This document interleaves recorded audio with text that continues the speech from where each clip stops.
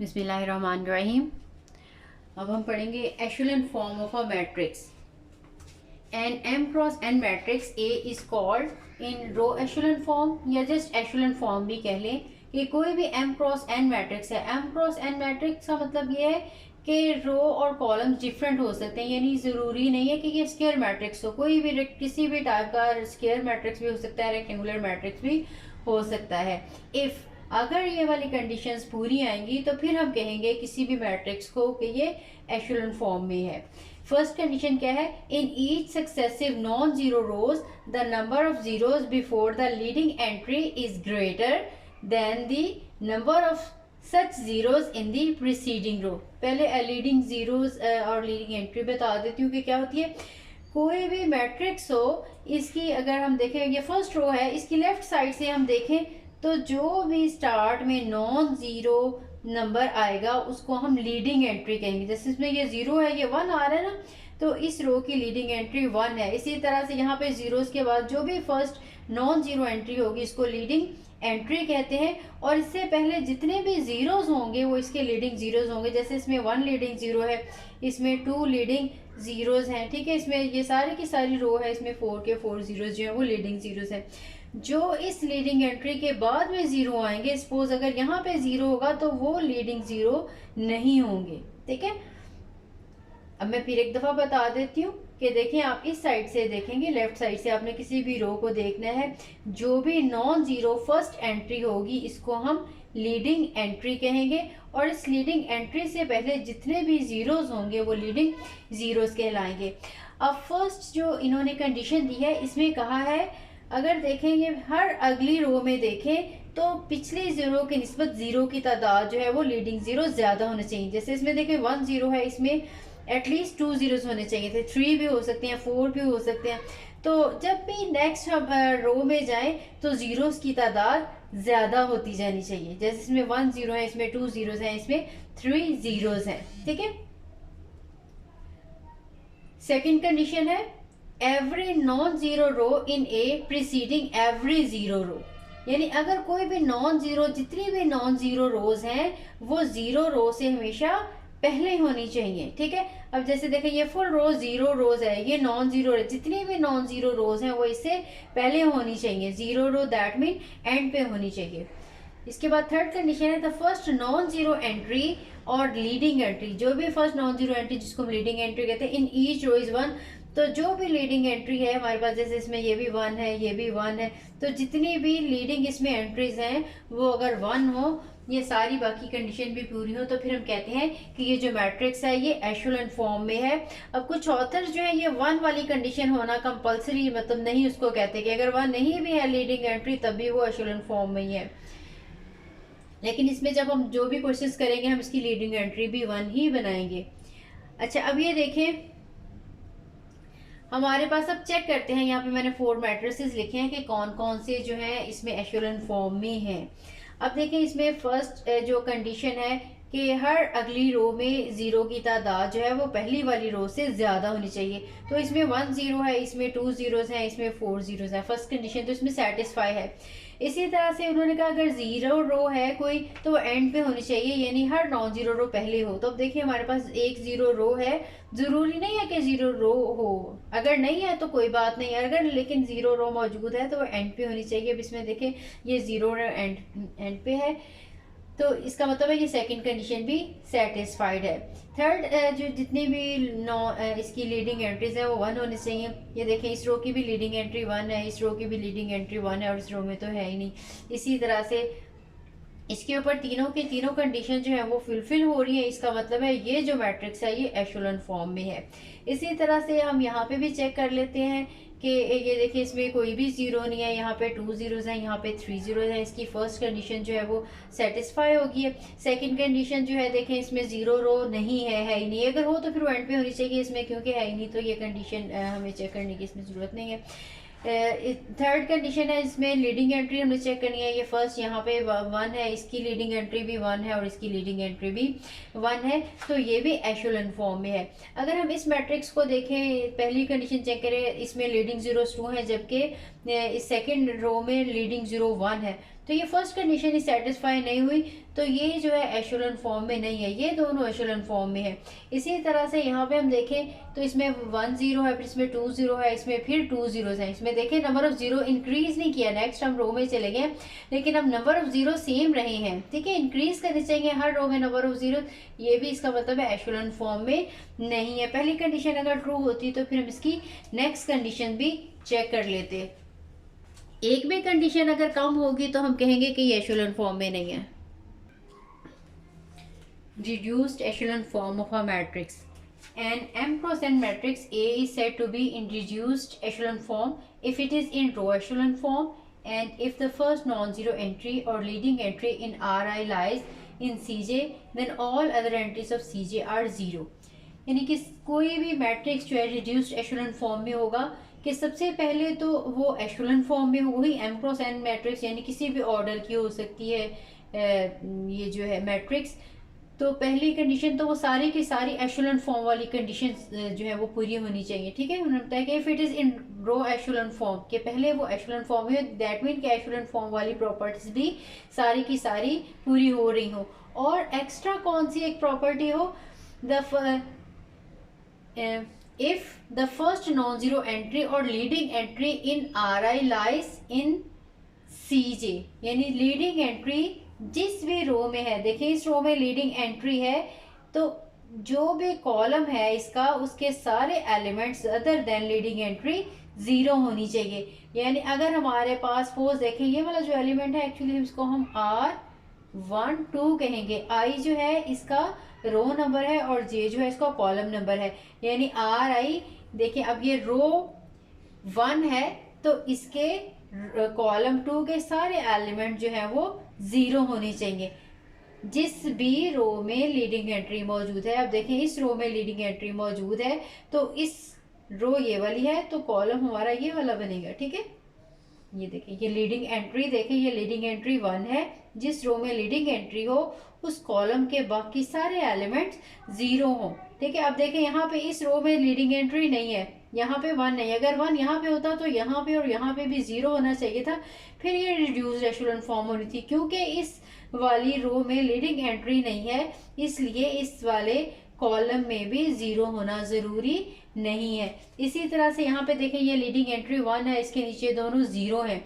इस वाली रो में लीडिंग एंट्री यहाँ पे है तो इसका ऊपर वाला नीचे वाला दोनों जीरो है। यहाँ पे लीडिंग एंट्री 1 है, यहाँ पे दोनों जीरो है। यहाँ पे हमारे पास इस कॉलम में जीरो होना जरूरी नहीं है क्योंकि इसमें देखें इस कॉलम में कहीं भी लीडिंग एंट्री 1 मौजूद नहीं है। जहाँ पे लीडिंग एंट्री 1 मौजूद होगी इसके बाकी सारे एलिमेंट जो है वो जीरो होंगे। ये दोनों जो है रिड्यूस्ड एशेलन फॉर्म मैट्रिक्स की एग्जांपल्स हैं। अगर हमने किसी भी मैट्रिक्स का रैंक निकालना होगा तो हम उसको पहले एशेलन फॉर्म में या रिड्यूस्ड एशेलन फॉर्म में कन्वर्ट करेंगे। उसके बाद जितनी भी नॉन जीरो रोज की तादाद होगी वही उसका रैंक होगा। जैसे सपोज इस वाले में ये देखें ये रिड्यूस्ड एशेलन फॉर्म में कन्वर्ट की हुई है, ये वाली रो ये भी नॉन जीरो रो है, इसकी ये रो भी नॉन जीरो रो है, जबकि ये जीरो रो है। इसलिए अगर इस मैट्रिक्स का रैंक पूछा जाएगा तो वो 2 होगा, ठीक है। इस वाले में देखें ये भी रिड्यूस्ड एशेलन फॉर्म में है लेकिन ये भी 2 नॉन जीरो रो है। एक भी एलिमेंट अगर जीरो के अलावा कोई सा भी आएगा तो वो रो हम जीरो रो नहीं कहेंगे। जीरो रो में हर एंट्री जीरो होनी चाहिए। देखिए वो भी नॉन जीरो रो है, ये भी नॉन जीरो रो है और ये भी नॉन जीरो रो है। इसलिए अगर इसका रैंक पूछा जाएगा तो इसका रैंक जो है वो 3 होएगा। कोई भी मैट्रिक्स उसको हम एशेलन फॉर्म में कन्वर्ट करके चेक कर लें या रिड्यूस्ड एशेलन फॉर्म में कन्वर्ट कर लें तो जितनी भी नॉन जीरो रोज की तादाद होगी वो उसका रैंक कहलाएगा। एग्जाम्पल नंबर 3 है, हमने रैंक फाइंड आउट करना है इस मैट्रिक्स का।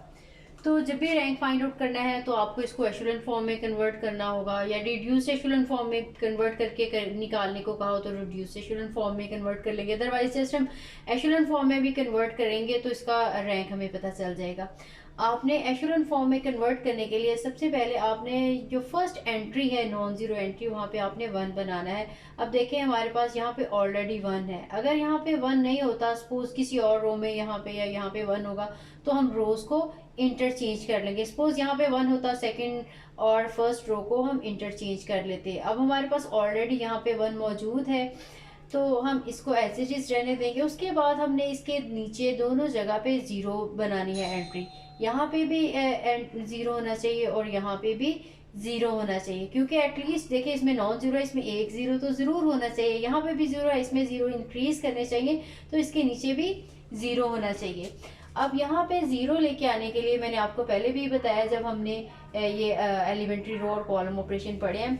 अगर यहाँ पे 2 है तो इस रो को हम 2 के साथ मल्टीप्लाई करेंगे और फिर इसमें से सब्ट्रैक्ट करेंगे। यहाँ पे 3 है तो इसको फर्स्ट रो को 3 के साथ मल्टीप्लाई करेंगे और सब्ट्रैक्ट करेंगे।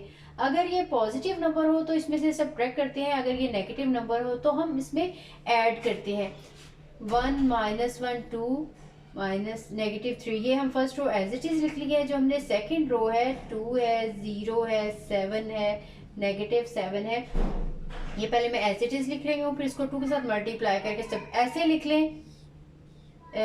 R2 -2 टाइम R1 ऐसे भी लिख सकते हैं, या हम लिख सकते हैं कि R2 प्लस -2R1, यानी इसको -2 के साथ मल्टीप्लाई करके इसमें ऐड किया है या इसमें 2 टाइम सब्ट्रैक्ट किया है। ठीक है, ये एक ही बात है, आपकी अपनी मर्जी है, जिस मर्जी वे में लिख लें।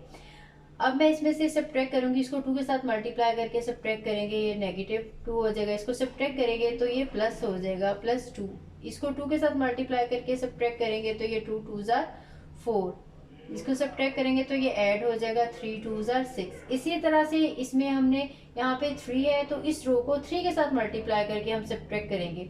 ये 3 1 12 और -11 एज इट इज लिखा है, इसको 3 के साथ मल्टीप्लाई करके सब्ट्रैक्ट करेंगे, ये -3 आ जाएगा। ये इसमें ऐड हो जाएगा, -3 2 जार 6 और ये नेगेटिव है तो ये भी ऐड हो जाएगा, 3 3 जार 9। इसको हम सिंप्लीफाई करके हम इसका आंसर निकाल लेते हैं। ये आ जाएगा इक्वल भी यहाँ पे हम लगा सकते हैं, 1 -1 2 -3, यहाँ पे 0 आ जाएगा, यहाँ पे +2 आ जाएगा, यहाँ पे हमारे पास 3 आ जाएगा और यहाँ पे -1। इससे नीचे वाली रो है, यहाँ पे 0 आ जाएगा, 4 आ जाएगा, यहाँ पे 6 आ जाएगा और यहाँ पे -2 आ जाएगा। अब हमारे पास देखें 1 आ गई लीडिंग एंट्री, इसके नीचे 0 आ गया। उसके बाद हम चाह रहे हैं कि इस रो की जो लीडिंग एंट्री है वो 1 हो जाए, तो इस 2 को हमने 1 में कन्वर्ट करना है। 1 में कन्वर्ट करने के लिए हम ऐसा करते हैं, इस पूरी रो को 2 के साथ डिवाइड कर देते हैं। ठीक है, ये 1 -1 2 -3 एज इट इज है, ये 0 है, 2/2 3/2 -1/2 ऐसे भी किया जा सकता है। अदरवाइज हम अगर यहाँ पे सपोज यहाँ पे 1 होता, हमारे पास इन रोज को इंटरचेंज भी कर सकते थे। ठीक है, इसमें हम इसको करेंगे और इस वाली रो को हम एज इट इज लिख लेते हैं, 0 4 6 एंड -2। ठीक है, इसको हम सिंप्लीफाई कर लेंगे। यहाँ पे मैं लिख लेती हूँ, ये हमारे पास आ जाएगा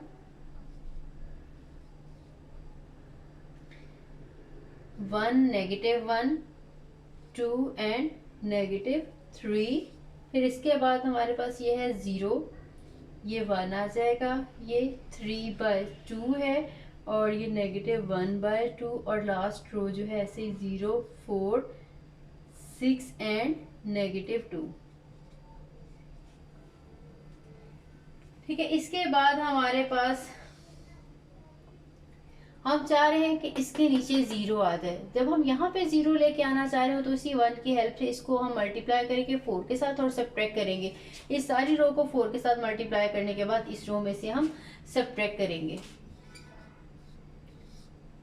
1 -1 2 -3 0 1 3/2 -1/2 है और यहाँ पे ये तो 0 में से ये सब्ट्रैक्ट करेंगे, ये तो एंट्री 0 ही रहेगी। ये 4 है, इसको 4 के साथ सब मल्टीप्लाई करके सब्ट्रैक्ट करेंगे तो ये 4 आ जाएगा।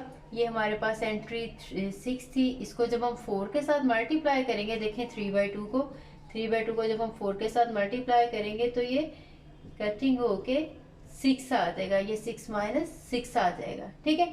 इसी तरह से यहाँ पे -2 है, -1/2 को जब हम मल्टीप्लाई करेंगे 4 के साथ तो ये 2 आ जाएगा, ठीक है। सब्ट्रैक्ट करना है तो यहाँ पे +2 आ जाएगा हमारे पास, तो ये हमारे पास आ जाएगा 1 माइनस -1 2 -3 0 1 3/2 -1/2, और ये लास्ट वाली सारी जो रो है ये 0 आ जाएगी। आपने जो भी किया आपने यहाँ पे लिखना है साथ आपने कि R3 - 4 R1 लिखेंगे, ठीक है। अब ये देखिए हमारे पास लास्ट रो सारी 0 होगी, अब हमारे एशुलन फॉर्म में कन्वर्ट हो चुका है। 0 भी यहाँ पे देखें, यहाँ पे कोई भी लीडिंग 0 नहीं है, यहाँ पे 1 लीडिंग 0 है, यहाँ पे हमारे पास 4 के 4 लीडिंग जीरोस है, लीडिंग एंट्री यहाँ पे भी 1 है, लीडिंग एंट्री यहाँ पे भी 1 है। ये हमारा एशुलन फॉर्म में कन्वर्ट हो चुका है। अब ये देखें हमारे पास 2 नॉन जीरो रोज हैं, ये लास्ट वाली रो तो सारी 0 रो है, लेकिन हमारे पास ये 2 नॉन जीरो रोज हैं, इसलिए जो रैंक है इसका वो 2 है, ठीक है। अगर यहाँ पे कोई और एंट्री आ जाती यहाँ पे या यहाँ पे तो फिर ये नॉन जीरो रो नहीं रहनी थी, फिर इसका रैंक 3 होना था, लेकिन क्योंकि जब हमने यहाँ पे 0 बनाया, यहाँ पे खुद ही 0 बन गया, ये सारी रो हमारे पास 0 होगी, तब हमारे पास इसका रैंक जो है वो 2 है। ये एक्सरसाइज जो है 4.3 इसका लास्ट क्वेश्चन है। इसमें देखिए आपने रैंक ही फाइंड आउट करना है। इसमें देखिए आपने इनको एशुलन फॉर्म में कन्वर्ट करना है सबको। पहले वाले में भी 1 इसमें मौजूद है, इसके नीचे हम 0 बनाएंगे 2 को और 3 को, और फिर नेक्स्ट लीडिंग एंट्री हम 1 बनाएंगे, इसके नीचे 0 बनाते जाएंगे। इसी तरह से जो सेकंड क्वेश्चन है इसमें भी फर्स्ट लीडिंग एंट्री ऑलरेडी 1 ही दी हुई है, इसके नीचे 0s बनाने हैं, नेक्स्ट लीडिंग एंट्री 1 बनाएंगे, नीचे 0s बनाते जाएंगे। जो थर्ड इसमें दिया है, इसमें सेकंड रो में 1 दिया हुआ है, फर्स्ट रो में 1 नहीं है, तो आप फर्स्ट और सेकंड रो को इंटरचेंज कर लेंगे। इंटरचेंज करने के बाद फर्स्ट रो बन जाएगी 1 2 -1 -3 एंड -2, तो उसके बाद नीचे हम 0s बनाते जाएंगे, यानी फर्स्ट लीडिंग एंट्री हम 1 बनाते जाएंगे। अगर तो ऑलरेडी 1 है तो ठीक है, अगर नहीं और 1 तो फिर हम इसको उसी नंबर, अगर 3 है तो 3 के साथ डिवाइड कर देंगे, -3 हो -3 के साथ डिवाइड कर देंगे उस पूरी रो को, तो वहाँ पे 1 आ जाएगा। ये तीनों पार्ट जो है आपने बिल्कुल इसी वे में करने हैं कि इनको एशुलन फॉर्म में कन्वर्ट करना है। फिर हमने चेक करना है कि अब इसमें जब एशुलन फॉर्म में कन्वर्ट हो गया तो नॉन जीरो रोज कितनी है, जितनी भी नॉन जीरो रोज होंगी वही उसका रैंक होगा।